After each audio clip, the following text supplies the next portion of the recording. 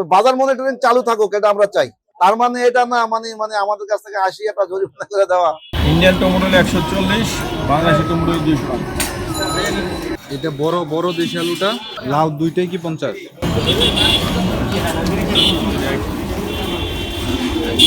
এই আলুটা পেস্তা আলু।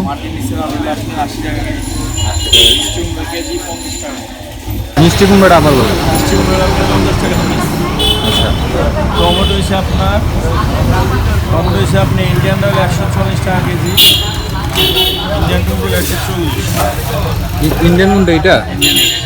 আর বাংলাদেশি হলো 200 টাকা। ইন্ডিয়ানটা আবার বলে। ইন্ডিয়ান টমেটো 140, বাংলাদেশি টমেটো 200 টাকা।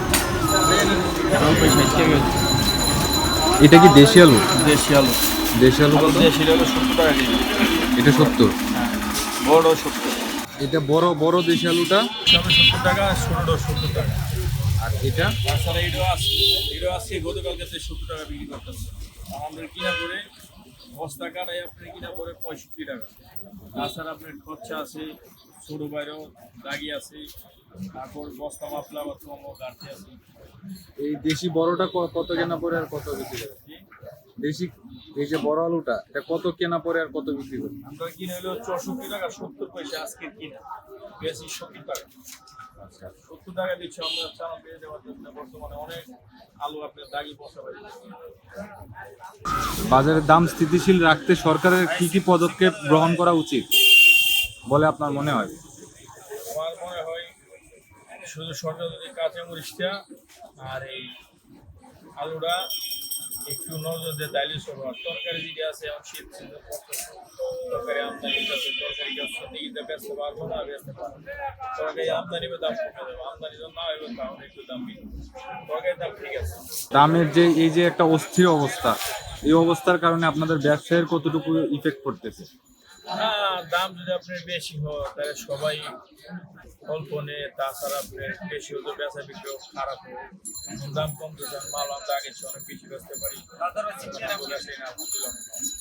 আমাদের দৃষ্টিকোণ থেকে ওনাদের যা যা চাওয়া, ব্যাপারীর পাকা রসিদ, আমাদের বোর্ডের মূল্য এবং তারিখ নির্ধারণ, প্লাস মেমো বইতে বিক্রি, সর্বোপরি সর্বদিকেই আমাদের মানে সবকিছু আপডেট, মানে কোনো ভেজাল নাই। আইনের লোকের মানে কথার ফাঁক ফোকর মানে আমাদেরকে আমরা অনেক সময় কাটা উঠতে পারি না, সেই ক্ষেত্রে ওরা স্বাভাবিক ভুল ত্রুটি ধরাটাই স্বাভাবিক। ব্যাপারী যদি সব লাইসেন্স যদি আইনে আমাদের কাছে শো করে, আর প্রত্যেকটা ক্রয় রসিদ যদি আইন আমাদের কাছে শো করে, তা তো সঠিক মনিটরিং হবে কিনা আমার আদৌ জানা নাই। কারণ কি এগুলার একমাত্র মনিটরিং করে বাজার নিয়ন্ত্রণ করার একমাত্র আপনার যেখান থেকে মালটা উৎপাদন তৈরি হয়, যেখান থেকে মালটা আমাদের আসে, সেখানে যদি সঠিকভাবে তদারকি করে তাহলে এই পর্যায়ে আসা লাগে না, খুচরা পর্যায়ে আসা লাগে না।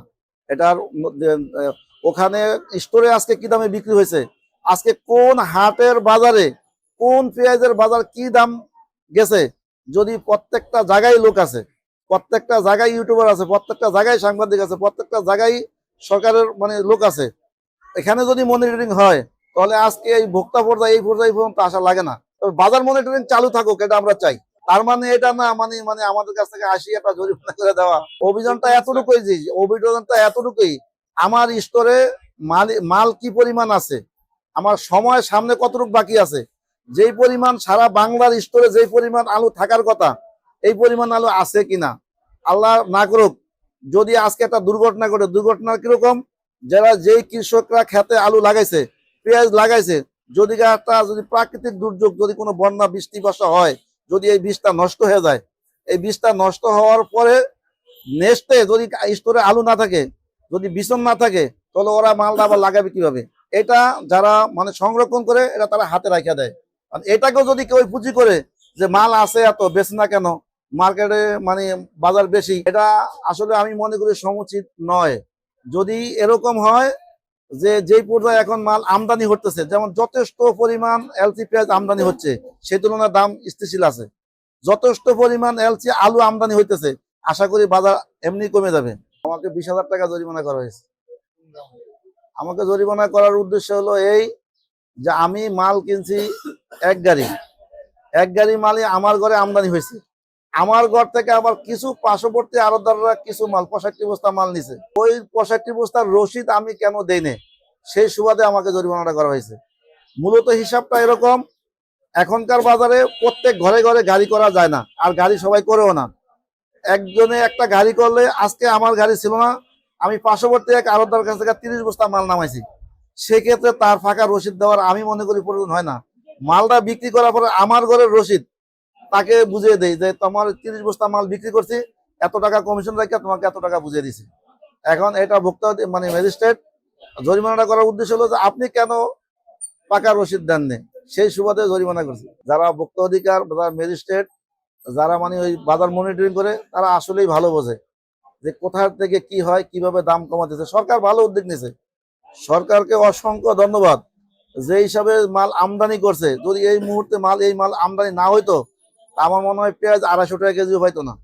সরকারকে মানে অসংখ্য ধন্যবাদ দিতে হয় যে মানে মিশর পেঁয়াজ আছে, তুরস্ক আছে, তারপর ধরো আপনার এই ইন্ডিয়ান পেঁয়াজ আছে, দেশি পেঁয়াজ তো আমাদের আছেই, এই দামে বিক্রি হয়েছে।